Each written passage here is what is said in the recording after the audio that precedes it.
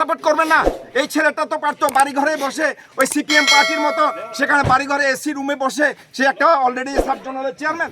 আজকে সারা ত্রিপুরা রাজ্যে অবৈধ অনুপ্রবেশকারী বাংলাদেশিরা যেভাবে আমাদের ভূখণ্ডে ঢুকে গেছে, শুধু ত্রিপুরা নয়, আসাম এবং নর্থ ইস্টের মধ্যে ঢুকে গেছে। এরা ঢুকে কিছু অসাধু লোকের মারফতে টাকা পয়সা দিয়ে জাল আইডি কার্ড, জাল আধার কার্ড বানিয়ে আমাদের রাজ্যের ভূখণ্ড সেখানের মধ্যে দখল করে রেখেছে এবং তাদের বংশ বিস্তার করে তাদের জনসংখ্যা বৃদ্ধি করছে। কিন্তু দেখা যাচ্ছে যে এখানে যারা তিপ্রাসা অংশের মানুষ, তাদের আত্মজীবন, তাদের ভূখণ্ডে যে সেখানের মধ্যে ক্ষতিগ্রস্ত হবে তা না, এখানে বাঙালি অংশের মানুষেরও আজকে আমাদের এখন এই অবস্থা। আমার ছেলে, আমার নাতি, এদের পরবর্তী প্রজন্ম সব তো বাংলাদেশে অনুপ্রবেশকারী এসে দখল করে বসে থাকবে। আমার ছেলে কোথায় থাকবে? আমার মাতৃভূমিতে আমরা সেখানে যাযাবর হয়ে যাব, এটা কখনো মেনে নেওয়া যায় না। আমরা বাঙালি, আমরা সেই কারণে সাপোর্ট করি এই আন্দোলনকে এবং ঋষিমুখ বিলোনিয়া থেকে আমরা ছুটে এসেছি শুধুমাত্র এই কারণে, যতক্ষণ পর্যন্ত অবৈধ অনুপ্রবেশকারীদেরকে বাংলাদেশে পুশব্যাক করা না হবে, যতক্ষণ পর্যন্ত আমরা এই বাঙালি অংশের জনগণ আমরা বিশ্বাস করি এই আন্দোলন সঠিক আন্দোলন, এই আন্দোলন সেখানের মধ্যে ন্যায্য আন্দোলন। এই আন্দোলনকে আজকে আপনাদের মারফতও আমরা সমগ্র বাঙালি অংশের মানুষের কাছে, বিশেষ করে নওজোয়ান নতুন প্রজন্মের কাছে আপিল করব যে ভাই, এই আন্দোলনকে কোনো পলিটিক্যাল আন্দোলন হিসেবে নিও না। এই আন্দোলন তোমার আমার বাঁচা মরার অধিকারের রক্ষার লড়াই। কারণ তুমি তোমার নিজের মাতৃভূমিতে যাযাবর হয়ে যাবে, আমার ছেলে যাযাবর হয়ে যাবে, সমস্ত ভূখণ্ড ওই বাংলাদেশিরা সেখানের মধ্যে দখল করে নেবে, আমার নাতি সেখানের মধ্যে দখল করে নেবে। এর বিরুদ্ধে এখনই সেখানে রুখে দাঁড়ানো উচিত। কেননা আমরা দেখেছি বিভিন্ন সময় বিভিন্ন পলিটিক্যাল পার্টিগুলি, বিশেষ করে সিপিআইএম দল, সেখানে রাজনৈতিক স্বার্থে, তার ক্ষমতা দখলের স্বার্থে সেখানে তিপ্রাসা এবং বাঙালির মধ্যে বিভিন্ন সময় দাঙ্গা লাগিয়ে দেয়।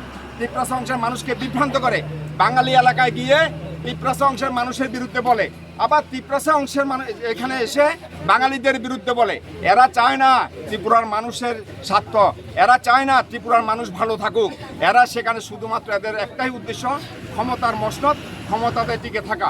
আমরা আজকে এই আগরতলা থেকে এই লম্বা পদযাত্রায় সেখানে এই কাঠফাটা রৌদ্রের মধ্যে ডেভিড মুরাসিং ভাইয়ের নেতৃত্বে যে গণ আন্দোলন, এটা আন্দোলন নয়, এটা গণ আন্দোলন, এটা সেখানে নর্থ ইস্টের মধ্যে একটা বিপ্লব স্থাপন করতে চলেছে। এটা নর্থ ইস্টের মধ্যে একটা ঐতিহাসিক আন্দোলনে রূপান্তরিত হতে চলেছে। এই আন্দোলন বাঁচা মরার অধিকারের লড়াই, এই আন্দোলন আত্মমর্যাদা রক্ষার লড়াই, এই আন্দোলন ভিটে মাটির লড়াই।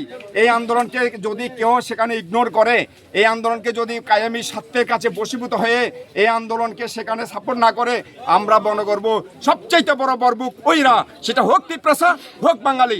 সবার কাছে আজকে আপিল করব, এখনো দিল্লি যাত্রা, এখনো অনেকটা অংশ বাকি আছে, সমস্ত বাঙালি অংশের মানুষও যেন এই আন্দোলনকে সাপোর্ট করে। আমি আজকে এখানে আমরা নোয়াগাঁয়ের কাছাকাছি চলে এসেছি, চোরাইবাড়ি খুব বেশি একটা দূরে নয়। আমরা সমস্ত অংশে নওজোয়ান, তিপ্রাসা হোক, বাঙালি হোক, হিন্দু হোক, মুসলমান হোক, সবাইকে আপিল করব এই আন্দোলনকে আরও বেশি জোরদার, আরও বেশি গতিশীল, আরও বেশি এনার্জেটিক করে তুলুন। কারণ এটা আমার আপনার বাঁচা মরার অধিকারের লড়াই, এটা আমার পিতৃ সম্পদ, পিতৃ ভূখণ্ড, মাতৃভূমি অধিকার রক্ষার লড়াই। তাই সবাইকে এগিয়ে আসা উচিত। আমি ধন্যবাদ দিই বুবাগ্রা প্রদ্যুৎ কিশোর মানিক্য দেববর্মাকে, ধন্যবাদ দিই আমাদের ডেভিড মুরাসিংকে।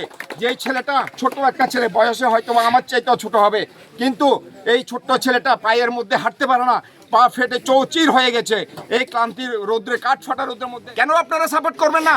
এই ছেলেটা তো পারতো বাড়ি ঘরে বসে ওই সিপিএম পার্টির মতো সেখানে বাড়ি ঘরে এসি রুমে বসে, সে একটা অলরেডি সাব জোনালের চেয়ারম্যান, সে সেখানে এসি ঘরে বসে বসে সেখানে জোনাল চেয়ারম্যান, সে এখানে এসি ঘরে বসে বসে সে তো অন্যদের মধ্যে ডায়লগ মারতে পারতো।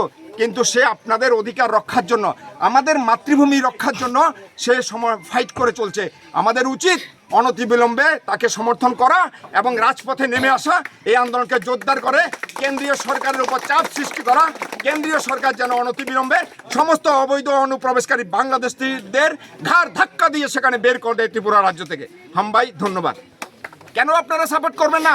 এই ছেলেটা তো পারতো বাড়ি ঘরে বসে ওই সিপিএম পার্টির মতো সেখানে বাড়ি ঘরে এসি রুমে বসে, সে একটা অলরেডি সাব জোনালের চেয়ারম্যান, সে সেখানে এসি ঘরে বসে বসে সেখানে জোনাল চেয়ারম্যান, সে এখানে এসি ঘরে বসে বসে সে তো অন্যদের মতো ডায়লগ মারতে পারতো, কিন্তু সে আপনাদের অধিকার রক্ষার জন্য, আমাদের মাতৃভূমি রক্ষার জন্য সে সময় ফাইট করে চলছে।